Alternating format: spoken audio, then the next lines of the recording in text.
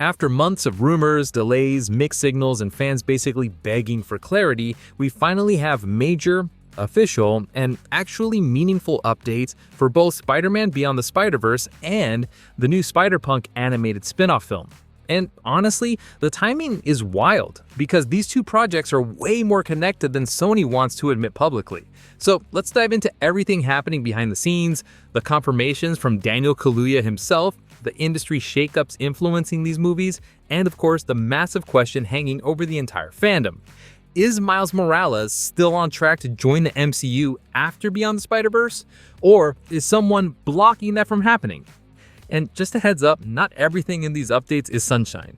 There's hype, yes, but also uncertainty, studio hesitation, production issues getting quietly swept under the rug, and a lot of "we'll see" energy coming from people who usually speak with confidence.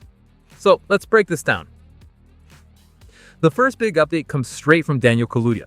If you love Spider-Punk and Across the Spider-Verse, and let's be honest, he practically stole every scene he was in, you'll be happy to hear that Kaluuya is deep into work on the Spider-Punk standalone animated movie.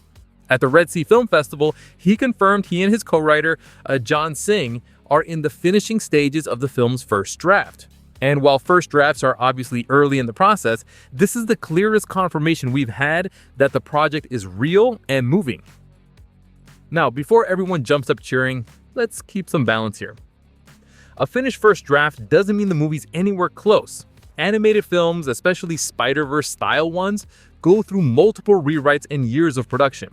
And with Sony's history of biting off more than they can chew, there's reason to stay cautiously optimistic rather than fully convinced this spin-off will arrive quickly.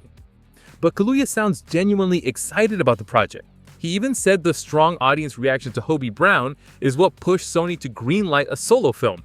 No surprise there, Spider-Punk resonated with fans in a way even Sony didn't predict.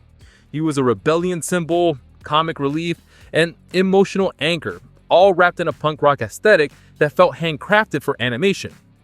Kaluuya was asked whether other Spider-Verse characters will appear in the movie or if it'll stay focused solely on Hobie, and he gave the most Hollywood answer ever: TBD. Translation: either he's not allowed to say anything or the movie still isn't structurally locked in. Honestly, probably both. Another major confirmation from Kaluuya: Spider-Punk will return in Beyond the Spider-Verse, currently scheduled for June 18, 2027. And this aligns with what we've been hearing behind the scenes. Sony wants Hobie to be a bigger part of the finale, possibly stepping into a leadership role in the multiversal chaos that Beyond is setting up. Kaluuya says writing this movie has been exciting, and specifically credits Phil Lord and Chris Miller as great storytellers. Now, I love Lord and Miller, they don't miss often, but it's also fair to acknowledge that Across the Spider-Verse faced serious internal controversy. Animators publicly called out the brutal working conditions, last-minute rewrites, and extremely stressful production schedule. So the idea that Sony is now doing a Spider-Punk spin-off and finishing Beyond the Spider-Verse while also promising a gentler process, that's a big promise, and not one fan should blindly trust. Kaluuya also shared one piece of advice Lord gave him that definitely shaped the spin-off. Films aren't about people, they're about relationships. That tells us something important. The Spider-Punk movie won't just be anarchic guitar riffs and rebellion aesthetics, it'll revolve around the relationships that define Hobie. His bond with Gwen, his distrust of authority, his own internal conflict about being a hero in a broken system. Those themes will be central. But the bigger, slightly concerning part of Kaluuya's interview was his commentary on the current film industry. He openly addressed the massive Warner Bros. Netflix licensing deal and called it a symptom of the rapid escalation of technology. That's corporate speak for studios are panicking, technology is moving faster than traditional Hollywood can handle, and nobody really knows what the next 5 years of filmmaking will look like. Kaluuya says he refuses to prescribe to this anxiety, which is admirable, but it also subtly reveals that creators are worried about the future, even if they're trying not to show it. And that matters, because the entire Spider-Verse franchise depends on studios staying financially stable and creatively committed. As we've seen this past year, that's not always guaranteed. Now, let's shift to the giant update on Beyond the Spider-Verse, because this might be the biggest news since the movie was delayed indefinitely last year. We finally have clarity, both from insiders and through studio line leaks, that Beyond the Spider-Verse is still happening, but it's happening under a completely restructured production pipeline.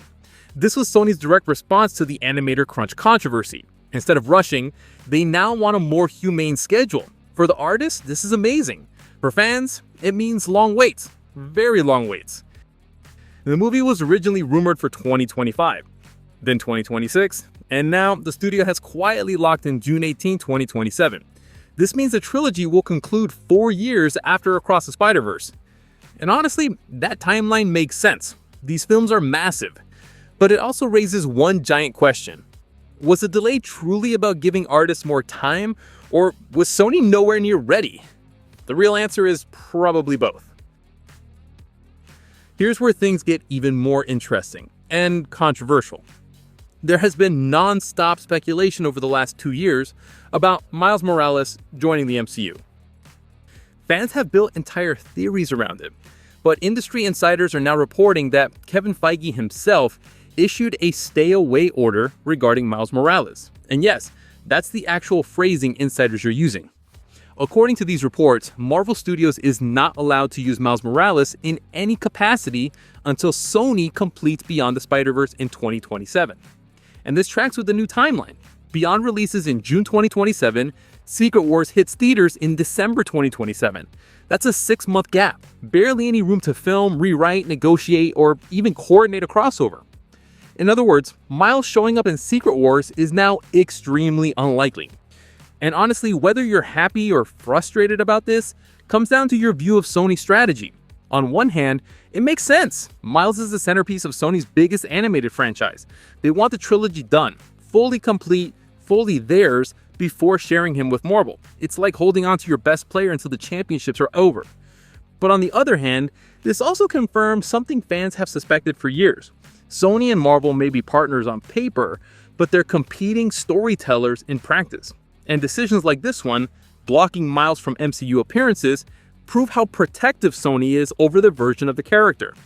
Now, to give credit where it's due, insiders say this hands-off Miles rule is not meant to be petty or controlling.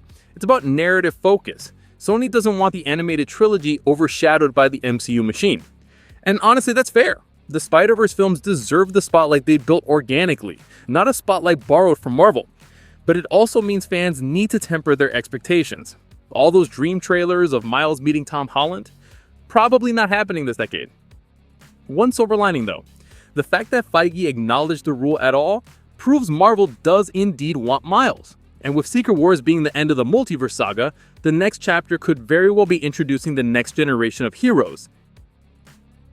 For now, the Spider-Verse team has full creative freedom. No MCU setup, no crossover pressure, no you must include this multiverse tie-in.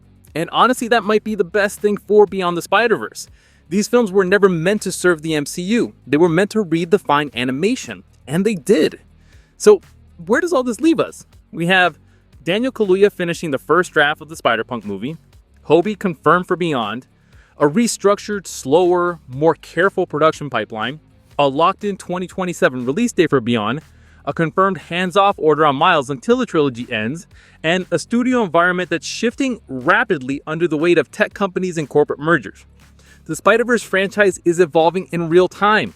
Some changes are exciting, some are concerning, and some, like the Miles restriction, are frustrating but understandable. So now it's your turn.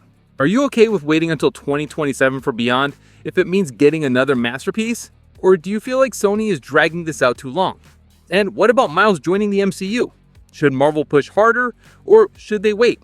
Let me know your thoughts down below, and if you enjoyed this breakdown, hit that subscribe button for more updates, leaks, and deep dives into everything Spider-Verse.